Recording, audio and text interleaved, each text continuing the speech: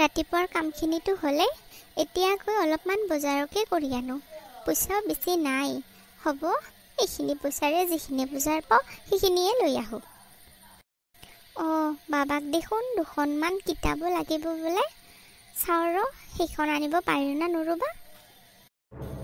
আৰু এখেতৰ ঔষধো কেইটামান শেষ হৈছে, সেইকেইটাও দেখোন লৈ আহিব লাগিব। নাজানো এইখিনি পইচাত আনিব পাৰিমনে নাই। ভণ্টি, তুমি কিয় এনেকৈ কান্দি আছা? বাইদেউ, মই বহুত ডাঙৰ বিপদত পৰিছোঁ, সেইকাৰণে তোমাৰ ওচৰলৈ আহিছোঁ। তুমি অলপমান মোক সহায় কৰা না। এইবোৰ তই কি কৈ আছ? কি হৈছে মোক ভালকৈ কোৱাচোন। আপুনিতো জানেই বাইদেউ, এখেতে এদিন কাম কৰিলে 10 দিনে ঘৰত বহি থাকে, আৰু এখেতৰ এই মদৰ নিচা এতিয়াও যোৱাই নাই। এতিয়া চোৱাচোন, মোৰ ঘৰত খৰচ খাবলৈ এটকা নাই, সেইকাৰণে মই আপোনাৰ তাত আহিছোঁ বাইদেউ। হ'ব দিয়া মইনা, এতিয়া এনেকৈ কান্দি থাকিব নালাগে। ৰ'বা, মই কালি হাঁহ বেচিছিলোঁ, তাৰে 2000মান টকা পাইছিলোঁ। তোমাক অলপ দিওঁ আৰু অলপমান মই ৰাখোঁ। তুমিতো জানা মোৰ অৱস্থাও কেনেকুৱা। তোমাৰ ভিনদেউ কিমান দিনৰ পৰা বিচনাত পৰি আছে। মই এই হাঁহ পাৰবোৰ বেছিয়ে অলপমান পইচা যোগাৰ কৰোঁ।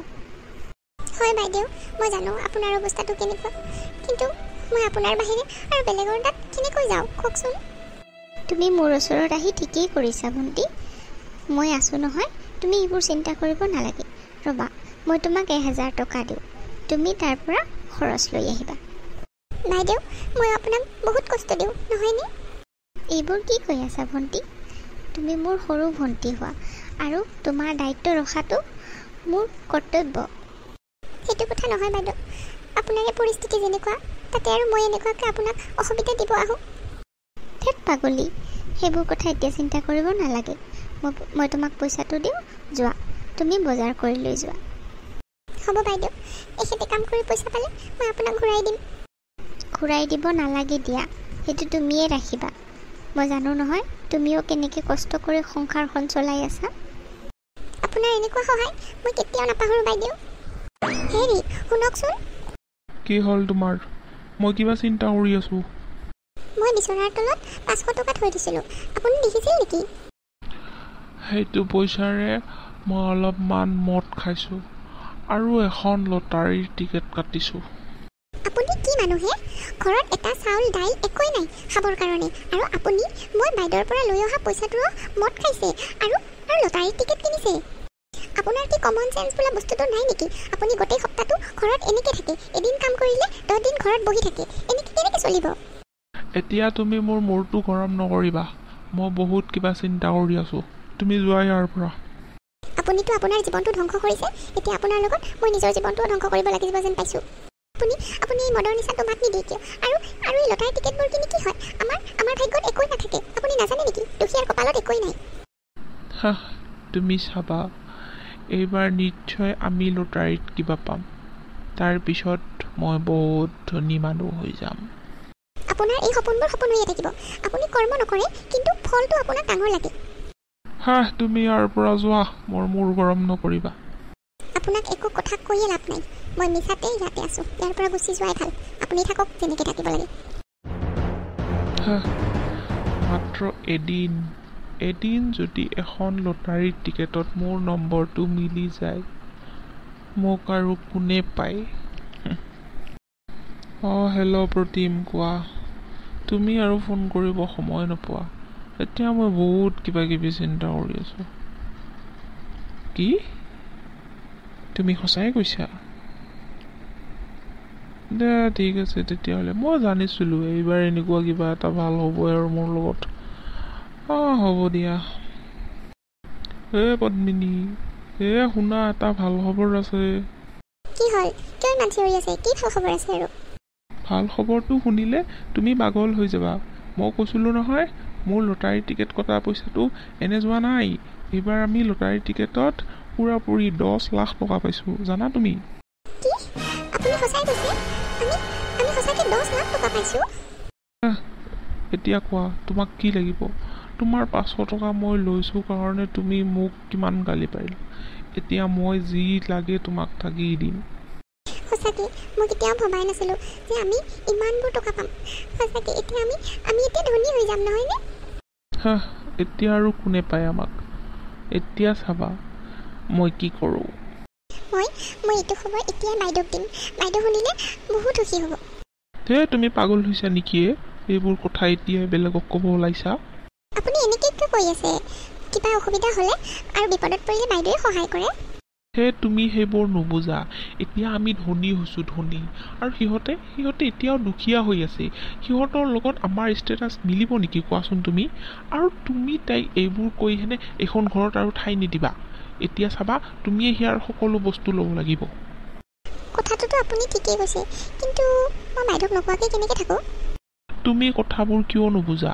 এতিয়া আমি ধনী মানুহ হৈ গৈছোঁ। এতিয়া আমাৰ আশে পাশে বহুত মানুহ এনেই ঘূৰি ফুৰিব। তুমি কথাটো বুজিব চেষ্টা কৰা। এতিয়া আমাৰ ডাঙৰ ডাঙৰ গাড়ী হ'ব, ডাঙৰ ঘৰ হ'ব, আৰু তুমি তোমাৰ বাইদেউ কৰি নাথাকিবাচোন। সিহঁতৰ ভিনদেউৰ সকলো খৰচা আমাক কৰিব দিব এতিয়া। তুমি কথাটো বুজা। আৰু ভিনদেউৰ যিমানবোৰ বেমাৰ হৈছে সেইবোৰ খৰচা পাতি যদি আমিয়ে দিব লাগে, তেতিয়া আমাৰ পইচাবোৰ এনেকৈ শেষ হৈ যাব। আমি একো কৰিব নোৱাৰিম। গতিকে তুমি এতিয়া বাদ দিয়া তোমাৰ বাইদেউৰ খবৰ লোৱা। তুমি ঠিকেই কৈছা। তাই যেনেকৈ থাকে থাকিব দিয়া আৰু আমাৰ এই পইচাবোৰ এনেকৈ আমি বেলেগৰ সহায় কৰি খৰচ কৰিব নোৱাৰোঁ নহয়। কিমান বস্তু ল'ব লগা আছে এতিয়া আমাৰ। এতিয়াহে কথাটো বুজিলি তুমি। সঁচাকৈ আজি কিন্তু মোক সঁচাই বহুত ধুনীয়া লাগিছে দেই। ইমান দামী মেখেলা চাদৰ এযোৰ পিন্ধিছোঁ। বিয়াত যাম যেতিয়া এইখিনি ষ্টাইলটো মই কৰিবই পাৰোঁ। এতিয়াতো আমি আগৰ নিচিনা দুখীয়া হৈ থকা নাই নহয়। এতিয়া আমি ধনী হৈছোঁ, বহুত ধনী। গতিকে লেভেলটো অলপ দিবই লাগিব। বাইদেউ, আপুনি আজি হঠাৎকৈ আহি পালে যে, কিবা অসুবিধা আছে নেকি? ভণ্টি, মোৰ অলপমান দৰকাৰী আছিল। সেইকাৰণে খবৰেই দিবৰ সময় নহ'ল। দৌৰাদৌৰিকৈ তোমাৰ ওচৰত আহিলোঁ। কি ক'ব আছে আপুনি সোনকালে কওকচোন। মই এখন বিয়াত যাব ওলাইছোঁ। ইমান বেছি সময় নাই মোৰ লগত। ভণ্টি, কথাটো হ'ল মানে তুমিতো জানাই তোমাৰ ভিনদেউৰ কিমান অসুখ। সেইকাৰণে মোৰ অলপমান চলিবৰ কাৰণে অসুবিধা হৈ আছিল। তুমি যদি পাৰিলা হয় অলপমান সহায় কৰিলা হয় নেকি? বাইদেউ, তুমি একবাৰে বেয়া সময়ত আহিছা জানা। এইখিনি সময়ত দেখোন মোৰ হাতত পইচাই নাই একেবাৰে। আমাৰ পইচাবিলাকতো জানাই এখেতে সুদত লগাইছে। মোৰ হাতত দেখোন অলপো নাই। তথাপি ভণ্টি, অলপমান চেষ্টা কৰি চাবাচোন। যদি তুমি অলপমান সহায় কৰিব পাৰা তেতিয়াহ'লে মোৰ বহুতখিনি সহায় হ'ল হয়। হ'ব দিয়া বাইদেউ, মই অলপমান চাওঁ ৰ'বা হা। দুদিনমান পিছত আপোনাক খবৰ দিম দিয়া। ঠিক আছে তেতিয়াহ'লে, মই কিন্তু তোমাৰ আশাতেই থাকিম। ঠিক আছে, হ'ব দিয়া বাইদেউ। এতিয়া আপুনি যোৱা, ময়ো এখন বিয়াত যাব ওলাইছোঁ নহয়, নহ'লে দেৰিয়ে হৈ যাব। ঠিক আছে ভণ্টি, আমি যাওঁ তেনেহ'লে। এই বাইদেউ যে আৰু যেতিয়াই তেতিয়াই পইচা খুজিব আহে। বিয়া এখনত যাব ওলাইছোঁ, মোৰ লগত 10,000 টকা আছে মাত্ৰ। এতিয়া যদি টকা অলপমান তাইকে দি দিওঁ, মোৰ হাতত কি থাকিব? মিছাতে সময় নষ্ট কৰিব আহিছিল মোৰ তাত। মা, মাহী দেখোন আমাক এবাৰ বহিব নকল। চাহ পানী খোৱাটো দূৰৰে কথা, পানী এগিলাচৰ কথাও নুসুধিলে। তুমিতো দেখিছাই মুনু, তোমাৰ মাহী কিমান ব্যস্ত। তাই ওলাইছে, সেইকাৰণে সুধিব মনতে নাই কিজানি। তুমি সেইবোৰ নাভাবিবাচোন। মই তোমাক যাওঁতে বিস্কুট কিনি দিম। নহয় মা, তেনেকুৱা কথা নহয়। মাহী সিহঁতৰ ঘৰত গ'লে আমাক সঁচাকৈ বহুত বেয়া পায়।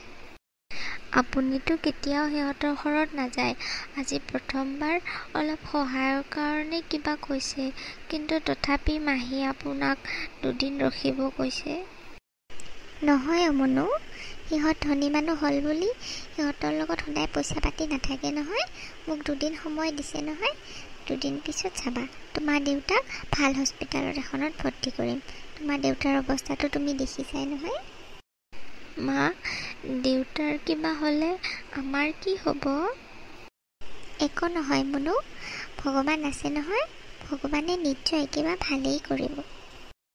তুমি ভগৱানৰ ওপৰত বিশ্বাস ৰখা আৰু ভালকৈ পঢ়া শুনা কৰা। তুমি এদিন ডাঙৰ মানুহ হ'ব লাগিব। মই ভাবিছিলোঁ আজি মাহীহঁতৰ ঘৰত ভাত খাই আহিম, অলপ সময় মাহীৰ লগত থাকিম, কিন্তু মাহী আমাক বহিবও নকয়। তোমাৰ দেউতাক ঘৰতে অকলে থৈ আহিছোঁ। আমি সোনকালে যাব লাগিব নহয়। তুমি পিছত এদিন যাবা মাহীৰ ঘৰত। ঠিক আছে মা, ব'লা তেনেহ'লে, মোৰ বহুত ভোক লাগিছে।